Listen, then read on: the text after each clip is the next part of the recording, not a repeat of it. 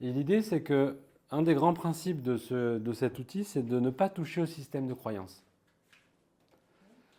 Idéalement, plus tard, on verra en praticien que ça peut être très intéressant de travailler sur les croyances qui peuvent limiter l'atteinte d'un objectif ou sur des conflits de valeurs.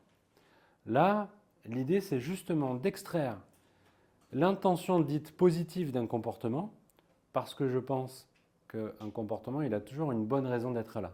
C'est en ça qu'on parle d'intention positive. C'est une bonne raison d'exister. Et donc, on ne va pas forcément comprendre à travers cet outil cette fameuse intention, mais en tout cas, on va demander à la partie inconsciente du sujet de repérer, d'identifier l'intention positive du comportement à changer pour le mettre de côté le temps d'un instant, afin que la partie inconsciente puisse trouver de nouvelles façons de faire et qui respectent l'intention positive du comportement à changer. Si on a une qui veut faire l'expérience de trouver de nouvelles façons de faire un comportement qui vous gêne, c'est le moment.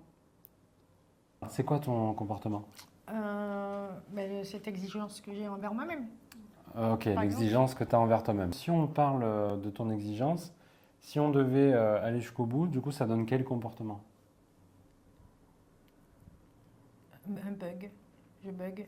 Un bug parce que tu te mets la pression, tu es tellement exigeant que tu te mets Ouais. la pression, Ouais. et du coup, tu bugs. Oui. On verra plus tard en praticien comment ça pourra être utile d'aller explorer cette exigence et voir qu'est-ce qu'elle cache, quelle est la blessure peut-être qui se cache derrière ça, tu vois. Je pense que tu as déjà un peu des petites idées, des trucs que ça a touché tout à l'heure. Mais là, tout de suite, c'est pas à ce niveau-là qu'on va travailler. On va vraiment travailler sur comment tu peux améliorer ce comportement. Il y a une intention positive, une bonne raison derrière l'exigence. Et on n'est pas obligé de la comprendre tout de suite pour l'exercice. Pour changer en profondeur, je pense qu'il va falloir toucher à ce qui est caché derrière cette exigence-là. Donc ça te laisse le temps de te préparer pour plus tard, pendant 2 semaines. Pour l'instant, on n'y touche pas, ça va? Non. C'est cool. Oui, très bien. Ce que je vais te proposer, c'est une expérience selon laquelle, est-ce que à tout moment, je peux toucher tes bras? Tu peux me toucher. Je peux te toucher? Je peux te toucher par là, par là. Ça va se jouer ici au niveau des bras, c'est bon? Ni plus ni moins. Ça te va? Ça va. Très bien. Alors pour commencer, justement, voilà, ça y est. Tac, voilà, détends-toi. Tac, voilà, ici. D'ailleurs, je dis détends-toi, c'est marrant parce que, c'est parce que je t'ai senti un peu le bras tendu, mais on n'a pas besoin de se détendre pour entrer en état d'hypnose. C'est vrai, hein, souvent on dit et tu te détends, et tu rentres en état d'hypnose. Non. Il peut y avoir une sorte de sommeil un peu paradoxal où le corps s'endort et l'esprit reste éveillé. Mais c'est pas parce qu'on se détend qu'on rentre en état d'hypnose. Et c'est pas parce qu'on rentre en état d'hypnose qu'on se détend. Même si souvent l'état d'hypnose apporte une certaine détente. Et ta curiosité pour l'expérience augmente.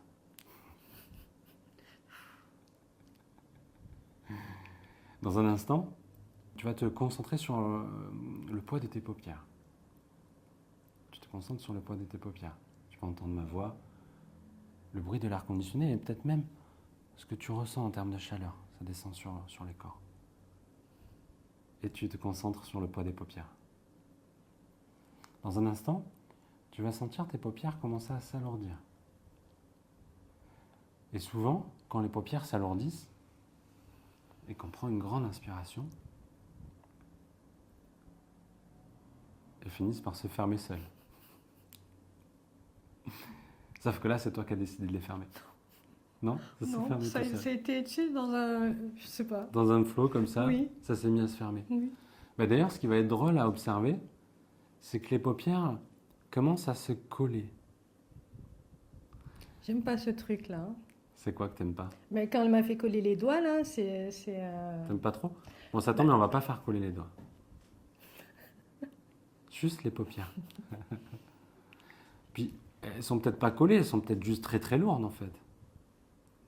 D'ailleurs, plus tu vas te concentrer sur le poids des paupières, et plus tu vas pouvoir me déterminer et du coup me dire si c'est qu'elles sont plutôt très lourdes ou plutôt collées. En fait, quand tu essayes de les ouvrir, et que ça fait rire de constater que c'est très difficile, c'est collé. C'est plutôt lourd ou collé? Collé. C'est collé. C'est bien ce qui me semblait. Du coup, les paupières sont collées, serrées, soudées. Impossible de les ouvrir. Ça fait un peu hypnose de spectacle, j'avoue. Et pourtant, il y a beaucoup de similitudes dans le fait de ressentir des choses un peu inhabituelles au niveau du corps, comme ce corps, je ne sais pas si tu as fait attention, il commence à être comme attiré d'un côté en avant, d'un côté en arrière. Oh les voilà. Comme s'il y avait une sorte, je sais pas, d'énergie ou de truc à l'intérieur de toi, une force puissante, inconsciente, qui est à l'œuvre et qui écoute les suggestions et qui s'amuse, tel un enfant, à te faire ressentir un début de déséquilibre au niveau du corps. Il part d'avant en arrière. Mais les mains que tu ressens ne sont là que pour accompagner ce mouvement naturel de ce corps qui se balance de plus en plus d'avant en arrière. Les paupières sont de plus en plus collées. Les jambes bien ancrées dans le sol, tandis que le haut du corps commence à faire des petits mouvements, des va-et-vient comme ça. D'ailleurs, je vais lâcher mes mains et tu vas voir que ça va continuer. Exactement comme ça. Et là, maintenant, c'est la tête qui commence à... Oui, on va avoir une sorte de lag, de temps de latence vis-à-vis du corps qui part en avant et hop là, ça fait des trucs comme ça et moi, je suis là pour te retenir. Et mes mains t'accompagnent. Si je relâche, ça continue. Et elles sont là uniquement pour te sécuriser, accompagner le mouvement naturel. Et la tête a un temps de retard sur le corps qui balance d'avant en arrière. D'ailleurs, à tout moment, ça peut devenir une danse. Hop là. C'est pas forcément que d'avant en arrière, c'est simplement une ondulation qui part dans le sens qu'il souhaite. Comme si pendant ce temps, tes forces inconscientes se mettaient à l'œuvre, se manifestaient, simplement pour te montrer que quelque chose en toi est là et est capable de prendre le relais. Et d'ailleurs, c'est ici aussi que tu vas commencer à ressentir un mouvement automatique, des doigts ici ou là, qui va commencer à bouger, et même si le corps tremble, ou plutôt sursaute. Ici, ça va sursauter également. Ma main est là pour te retenir.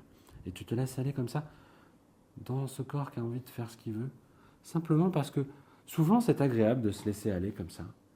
Il y a un côté assez finalement agréable de faire confiance à son corps, même si c'est bizarre.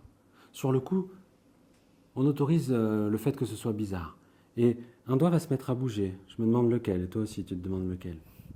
Et peut-être c'est celui-ci, ton corps part dans tous les sens. Je me demande quel doigt va se mettre à bouger. Un doigt de la même manière que... Oh, voilà, ça bouge par là. Ici, t'as senti?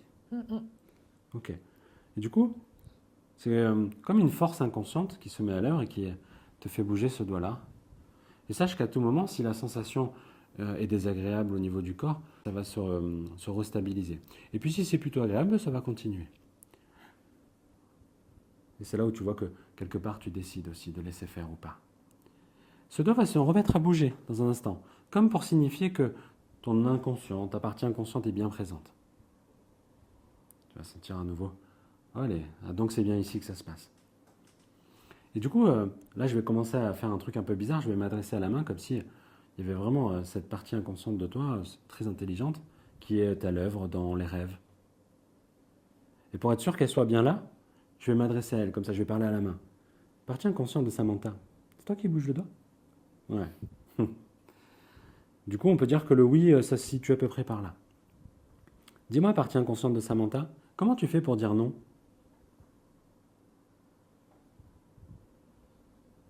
C'est au niveau du corps? Non. Et au niveau de la main, ça donne quoi?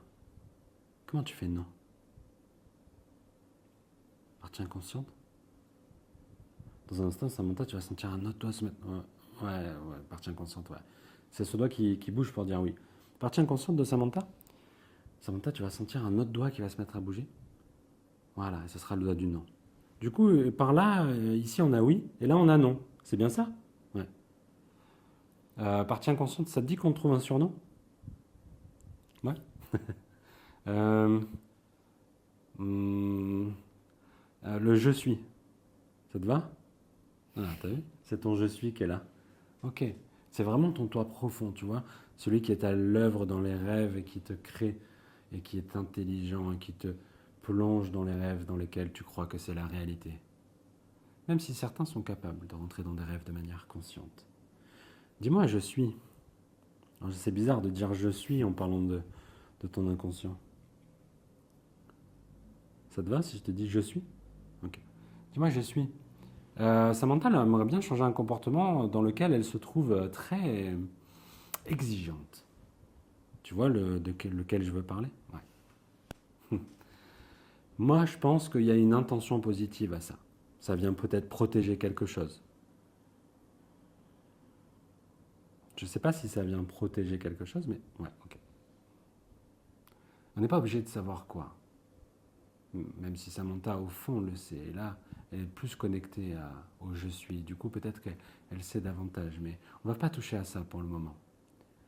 J'aimerais que tu mettes de côté dans un tiroir imaginaire, je suis, cette intention positive de ce comportement exigeant. La bonne raison d'être de ce comportement. Tu le mets dans un tiroir facilement accessible. Et puis, dès que c'est fait, tu me fais un signe. Voilà. Et en plus, c'est bien parce que toi, Samantha, t'as rien à faire. Olé. Tu vas sentir dans un instant. C'est ça qui est drôle des fois dans la transe. C'est-à-dire que souvent, il suffit que ça repart plus profondément encore. Des fois, il peut y avoir des espèces de réveils spontanés. Et en fait, c'est comme quand on est surpris dans un rêve qui nous réveille parce qu'il est fort émotionnellement. Et puis on revient, et puis quand on repart 2 fois plus à l'intérieur. 2 fois plus à l'intérieur. C'est marrant comme un simple bruit peut devenir vite un ancrage. Encore plus à l'intérieur, voilà. Dis-moi, je suis. Tu es toujours là? Tu as mis de côté, ouais, j'ai vu que tu as fait un signe, ça a étonné Samantha. Tu mets de côté dans un tiroir la bonne raison d'être de ce comportement? Ouais, ok. Maintenant, on va faire appel à une partie du je suis un peu plus créative. Celle qui va créer de nouvelles façons de faire, qui seraient un peu plus acceptables pour Samantha. Parce que Samantha, cette exigence, parfois, ça la met dans une sorte de torpeur, comme elle dit. Cette exigence, ça la paralyse parfois aussi, n'est-ce pas? Ouais. Alors, ce que tu vas faire, c'est que tu vas te connecter à cette intention positive, je suis, et tu vas trouver au moins 3 nouvelles façons de faire qui respectent le pourquoi de ce comportement, mais en faisant autrement, pour que ça puisse libérer Samantha et qu'elle puisse, quelque part, toujours répondre à ce besoin d'exigence, tout en prenant, comment dire, tout en étant beaucoup plus...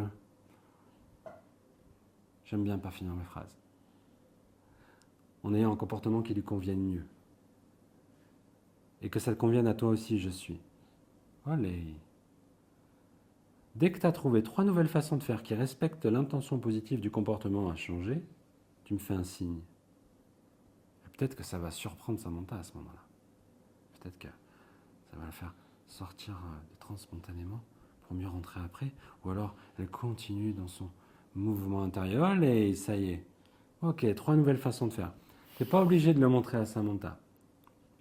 Peut-être qu'elle va juste le découvrir avec curiosité tout à l'heure lors de l'exercice. Et maintenant, je suis. Voilà. C'est marrant quand on l'appelle comme ça fait des je suis. Hop là. Ça se manifeste même dans le corps, ça fait des tremblements. Loin de moi l'idée d'être sadique, mais je suis. Voilà, ça tremble. Et ça tremble même dans la main et dans le corps. Dis-moi, je suis. J'aimerais que tu choisisses une des 3 nouvelles façons de faire, celle qui est la plus facile à mettre en œuvre, qui est le plus facilement vérifiable, qui se met en place le plus rapidement possible, et pour que Samantha puisse la découvrir très vite, dès cet après-midi. J'en choisis une et tu me fais un signe, ok? Ok. On va la mettre à l'œuvre pendant environ 1 semaine. Ou 2, le temps de revenir à la prochaine session. Et ça commence dès cet après-midi. Dis-moi, je suis. Est-ce que tu veux lui montrer en esprit? Ouais. Montre-lui avec une image ou avec une sensation. Tu vas apaiser peut-être ce mouvement intérieur si tu trouves que c'est utile. Ou peut-être ça va continuer. Il y aura ce qui doit arriver de mieux. Et tu vas lui montrer à Samantha à quoi ça ressemble. Soit dans une sensation, soit dans une image. Quelque chose qui va lui montrer comment ça peut être différent, comment ça peut être mieux. Une nouvelle façon de faire, un nouveau comportement. Quelque chose qui lui conviendrait, quelque chose qui lui conviendrait davantage. Je vais te poser une question, Est-ce que c'est quelque chose que tu peux lui montrer? Est-ce que tu peux lui faire ressentir aussi? Non. Alors montre-lui. Samantha, observe. Imagine un moment dans lequel tu pourrais y mettre de l'exigence. Et pourtant, ton comportement change.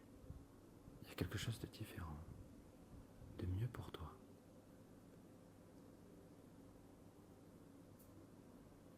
Tu me dis quand tu l'as. Tu peux juste me faire un mouvement de tête si c'est trop compliqué de parler. Ouais, c'est bon? Non, c'est pas bon. C'est oui, tu me diras quand tu l'auras. Je suis. Montre-lui à quoi ça ressemble. Mets-la dans une situation, peut-être un exercice à faire. Un exercice dans lequel elle va sentir cette exigence et à un moment donné, ça va se manifester autrement. Ah, ça y est, tu l'as.